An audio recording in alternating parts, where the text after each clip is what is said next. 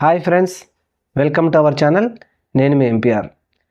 2024 సార్వత్రిక ఎన్నికల తర్వాత కూటమి ప్రభుత్వం అత్యధిక మెజార్టీతో విజయం సాధించి ఇప్పుడు ప్రభుత్వాన్ని ఏర్పాటు చేసిన సంగతి మనందరికీ తెలిసిందే.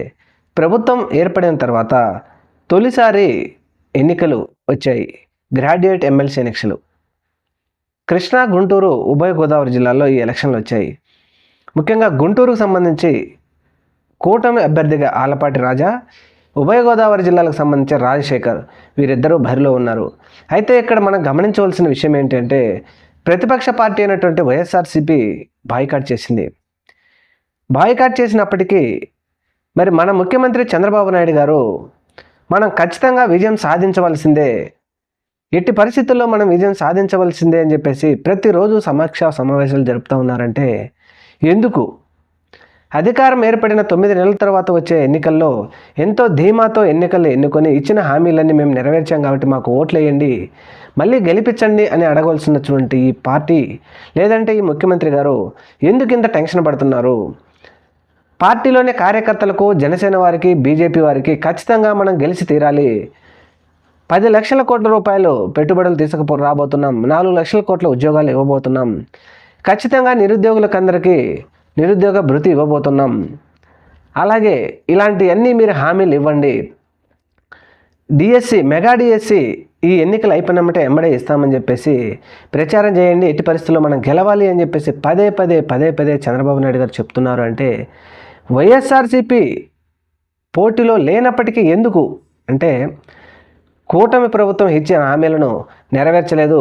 ఖచ్చితంగా గ్రాడ్యుయేట్ ఎమ్మెల్సీ ఎన్నికల్లో మనకు ఏదైనా ఇబ్బంది కలుగుతుందేమో, ఇక్కడ ఓడిపోతే కనుక ప్రభుత్వం మీద తీవ్రమైన ఒత్తిడి వస్తుంది అని చెప్పేసి ఇప్పుడు చంద్రబాబు నాయుడు గారు ఎట్టి పరిస్థితుల్లో మనం గెలవాలి అని ప్రయత్నం చేస్తూ ఉన్నారు. ముఖ్యంగా ఇక్కడ పీడీఎఫ్ అభ్యర్థులు చాలా బలంగా ఉన్నారు. వైఎస్ఆర్ కాంగ్రెస్ పార్టీ పోటీలో ఉంటే కనుక ఆ ఓట్లన్నీ వేరైపోయి పీడీఎఫ్ అభ్యర్థుల ఓట్లు వేరైతే కూటమి విజయం సులభతరంగా ఉండేది. ఇప్పుడు వైఎస్ఆర్సీపీ సైడ్ అయిపోవడంతో వైఎస్ఆర్సీపీ ఓట్లు కూడా పీడీఎఫ్ అభ్యర్థులకు పడేలాగా ప్లాన్ చేస్తున్నారు. ఎట్టి పరిస్థితుల్లో కూటమిని ఓడించాలి అని ప్లాన్ జరుగుతుందని చెప్పేసి ఒక టెన్షన్ పట్టుకున్నది చంద్రబాబు నాయుడు గారికి. ఇప్పుడు కనుక ఓడిపోతే 2024 సార్వత్రిక ఎన్నికల్లో ఇచ్చిన హామీలన్నిటిని నెరవేర్చాలి అని చెప్పి ప్రభుత్వం మీద ఒక ఒత్తిడి పెరుగుతుంది అని భయపడుతున్నారు చంద్రబాబు నాయుడు గారు. అలాగే ఒకవేళ గెలిస్తే కనుక మనం హామీలు ఇచ్చాం, నెరవేర్చినా నెరవేర్చకపోయినా ప్రజలను మనల్ని ఖచ్చితంగా మళ్ళీ మనమే కావాలనుకుంటున్నారు కాబట్టి వీరిచ్చిన హామీలను తుంగలో తొక్కే విధంగా ఉంటుంది.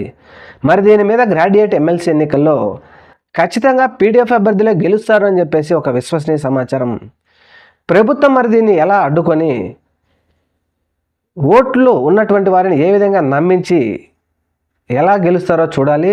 ఏది ఏమైనప్పటికీ ఇప్పుడు గ్రాడ్యుయేట్ ఎమ్మెల్సీ ఎన్నికల్లో ఓట్లున్న వ్యక్తులందరూ గమనించాలి, ఈ ప్రభుత్వం ఈ 2 గ్రాడ్యుయేట్ ఎమ్మెల్సీ ఎన్నికల్లో గెలిచినంత మాత్రాన పోయేది లేదు, ఓడినంత మాత్రాన వచ్చే నష్టము లేదు. అందువలన ముఖ్యంగా తెలుసుకొని గమనించి ఇప్పుడు కనుక మీరు అధికార పార్టీని ఓడిస్తే వారికి భయం వస్తుంది.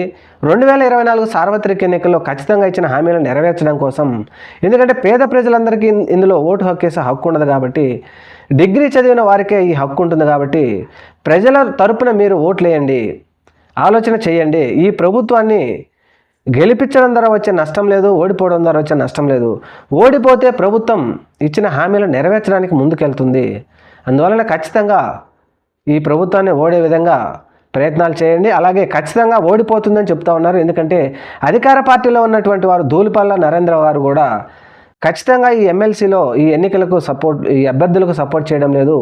అలాగే తెనాలి నాదెండ్ల మనోహర్ రావు గారు కూడా ఇక్కడ ఈ రాజా గెలిస్తే కనుక నెక్స్ట్ అసెంబ్లీ స్థానాల ఎన్నికలు వచ్చినప్పుడు మనకు పోటీ వస్తాడు కాబట్టి ఇతను ఓడిపోవాలి అని కోరుకుంటున్నారని అంటా ఉన్నారు.